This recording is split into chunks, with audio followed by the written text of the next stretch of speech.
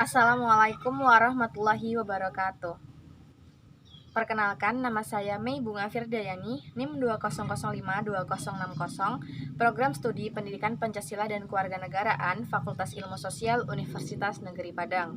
Di video kali ini, saya akan mempresentasikan hasil artikel saya yang memiliki mosi, yaitu Bawaslu tidak berwenang menangani pelanggaran pemilihan umum pasca penetapan hasil pemilihan umum secara nasional. Di sini saya sebagai tim pro. Bawaslu atau Badan Pengawas Pemilihan Umum merupakan lembaga penyelenggara pemilihan umum yang mandiri dan tetap. Hal ini diatur dalam pasal 22E ayat 5 Undang-Undang Dasar Negara Republik Indonesia tahun 1945. Keberadaan Bawaslu ini diperkuat dengan adanya Undang-Undang Nomor 7 tahun 2017 tentang pemilihan umum. Bawaslu ini dalam menjalankan tugasnya memiliki kewenangan dalam menangani pelanggaran pemilihan umum, namun dengan batasan-batasan tertentu yang membedakannya dengan kewenangan dari Mahkamah Konstitusi. Kata menangani yang dimaksud dalam menangani pelanggaran pemilihan umum ini berarti usaha dari Bawaslu untuk melakukan pencegahan serta penindakan terhadap pelanggaran pemilihan umum agar dapat mewujudkan pemilihan umum yang demokratis. Nah, pencegahan yang dimaksud di sini adalah usaha Bawaslu untuk menegakkan hukum dan pengawasan agar tidak terjadinya pelanggaran hukum dalam proses penyelenggaraan pemilihan umum. Nah, sedangkan penindakan yang dimaksud di sini hanyalah sebatas memberi rekomendasi kepada pihak yang lebih berwenang. Jadi Bawaslu di sini tidak memiliki kewenangan penindakan yang begitu luas dan nyata hanya untuk menindak pelaku pelanggar hukum pemilihan umum. Jadi hanya memberi rekomendasi. Nah, misalnya Bawaslu ini menemukan pelanggaran pidana selama pemilihan umum, maka Bawaslu kemudian akan memberikan rekomendasi kepada pihak kepolisian, dan pihak kepolisianlah nanti yang akan menentukan bahwa orang tersebut akan ditetapkan sebagai tersangka. Nah, kemudian oleh pihak kepolisian nanti akan diserahkan ke kejaksaan dan akan diproses oleh hukum melalui hakim. Nah, selain batasan dari kewenangan, masa berlakunya kewenangan Bawaslu itu juga perlu diperhatikan. Nah, tulisan saya, artikel saya ini akan membahas lebih lanjut mengenai kewenangan Bawaslu dan alasan-alasan apa saja yang memperkuat mosi saya, yaitu dalam tim pro kali ini. Memasuki pembahasan, yang pertama itu mengenai tugas dan wewenang dari Bawaslu. Nah, Bawaslu ini sebagai lembaga penyelenggaraan pemilihan umum di seluruh wilayah Indonesia memiliki tugas dan wewenang yang telah diatur dalam Undang-Undang Nomor 7 Tahun 2017 tentang Pemilihan Umum. Adapun tugas Bawaslu ini diantaranya ada tugas pengawasan, tugas pencegahan, dan juga tugas penindakan.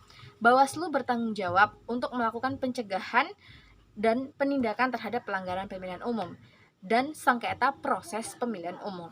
Bawaslu mengawasi seluruh rangkaian penyelenggaraan pemilihan umum dari tahap persiapan hingga penetapan hasil pemilihan umum. Bawaslu juga melaksanakan tugas penindakan pelanggaran pemilihan umum mulai dari menerima, kemudian memeriksa, mengkaji, menginvestigasi, dan menentukan dugaan hingga memutus apakah akan direkomendasikan ke pihak yang berwenang atau tidak. Nah, pelanggaran tersebut bisa berupa pelanggaran administrasi dan juga bisa pelanggaran pidana, pelanggaran kode etik, dan juga pelanggaran mengenai sengketa proses pemilu.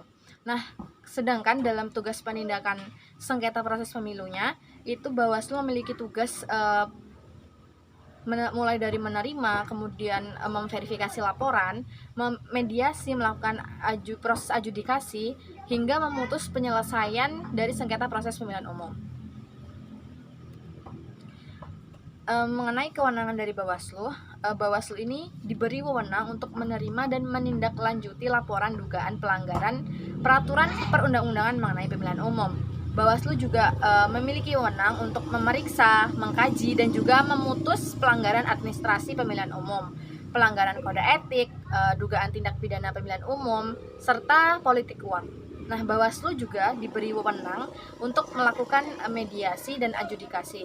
Bawaslu hanya dapat memutus penyelesaian sengketa proses pemilihan umum. Jadi, sengketa hasil pemilihan umum itu sudah bukan wewenang dari Bawaslu lagi. Nah, undang-undang tentang pemilihan umum tadi, yaitu Undang-Undang Nomor 7 Tahun 2017, mengatur secara jelas bahwa Bawaslu itu bertindak selama proses penyelenggaraan pemilihan umum.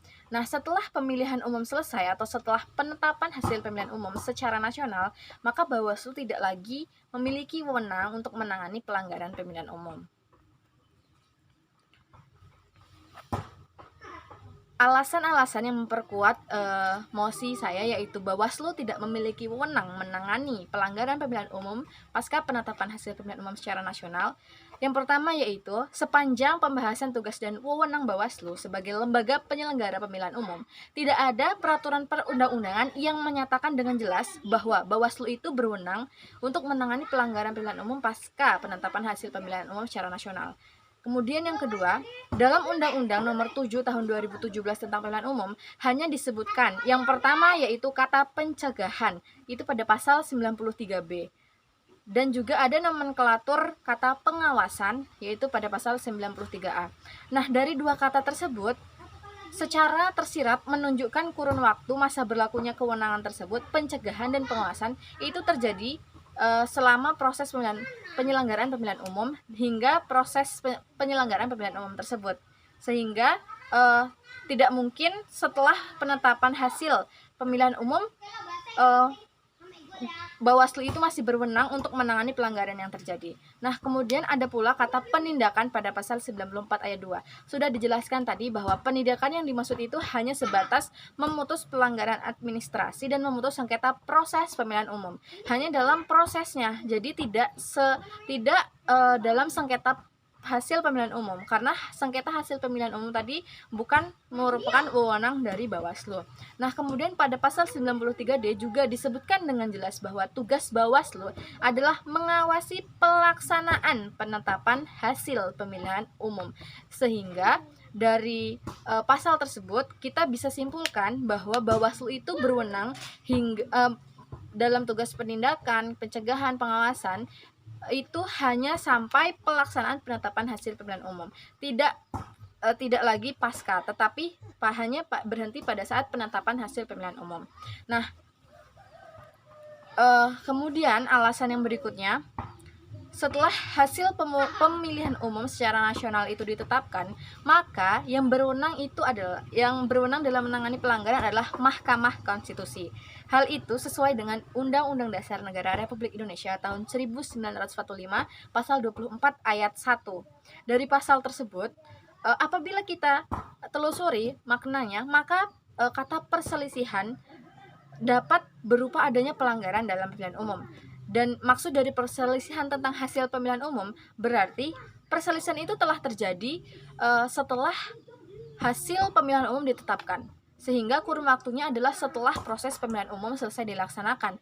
Jadi berangkat dari pasal tersebut, kita bisa pastikan bahwa Bawaslu tidak berwenang lagi menangani pelanggaran pemilihan umum setelah penetapan hasil pemilihan umum, karena yang berwenang setelah penetapan hasil pemilihan umum itu adalah Mahkamah Konstitusi, bukan Bawaslu. Nah, alasan yang berikutnya yaitu ada sebuah kita melakukan pendekatan kasus yang pernah terjadi pada tahun 2019 di Kota Batam. Saat itu setelah hasil pemilu itu ditetapkan secara nasional, Bawaslu Kota Batam mengeluarkan putusan Bawaslu nomor 047 LP_garis_LP_RI_0000/5/2019 Provinsi Kepulauan Riau, Kota Batam pada tanggal 21 Juni 2019. Kemudian yang menangani putusan Bawaslu tersebut adalah lembaga KPU. Jadi dalam hal ini Bawaslu hanya merekomendasikannya kepada KPU. Nah, kemudian apabila putusan tersebut ditindaklanjuti, maka kasus tersebut dapat mempengaruhi perolehan suara hasil pemilihan umum yang telah ditetapkan secara nasional. Apalagi putusan Bawaslu tersebut dikeluarkan pada setelah proses penetapan hasil pemilihan umum secara nasional, yaitu yang diselenggarakan pada 25 April hingga 22 Mei 2019. Jadi sudah melewati masa penetapan hasil pemilihan umum, sehingga putusan tersebut itu seharusnya telah menjadi kewenangan MK untuk memeriksanya, mengadili dan memutusnya, sehingga Bawaslu itu tidak lagi berwenang menangani terhadap adanya pelanggaran pemilihan umum tersebut. Yang berwenang dalam kasus tersebut adalah Mahkamah Konstitusi yang mengambil alih untuk menangani pelanggaran penyelenggaraan pemilihan umum tersebut adalah Mahkamah Konstitusi. Bawaslu tidak lagi menanganinya. Jadi, berdasarkan contoh kasus tersebut, pendekatan kasus tersebut, maka memang sangat jelas bahwa yang berwenang untuk menangani pelanggaran pemilihan umum pasca penetapan hasil pemilihan umum secara nasional adalah Mahkamah Konstitusi, bukan Bawaslu. Jadi kesimpulannya adalah kewenangan Bawaslu itu masih terbatas. Ada batasan antara yang menjadi kewenangan Bawaslu dengan kewenangan Mahkamah Konstitusi. Undang-Undang tentang Pemilihan Umum Nomor 7 Tahun 2017 itu telah mengatur secara jelas, sejelas-jelasnya bahwa Bawaslu itu bertindak selama proses penyelenggaraan pemilihan umum. Artinya masa berlakunya kewenangan Bawaslu adalah selama masa penyelenggaraan pemilihan umum, proses pemilihan umum, dan berakhir setelah penetapan hasil pemilihan umum secara nasional. Dengan begitu, selama masa rekapitulasi juga Bawaslu masih berhak dalam menerima laporan atas dugaan pelanggaran pemilihan umum. Namun, ketika setelah ditetapkan, Bawaslu tidak lagi berwenang. Adanya pelanggaran administrasi dan pelanggaran-pelanggaran dalam pemilihan umum yang menjadi kewenangan Bawaslu itu harus sudah diselesaikan sebelum hasil pemilihan umum ditetapkan. Jadi, saya tetap pada mosi saya, yaitu pro bahwa Bawaslu itu tidak berwenang menangani pelanggaran pemilihan umum pasca penetapan hasil pemilihan umum secara nasional. Sekian presentasi yang dapat saya sampaikan. Mohon maaf apabila ada kesalahan kata maupun perbuatan. Saya akhiri. Wassalamualaikum warahmatullahi wabarakatuh.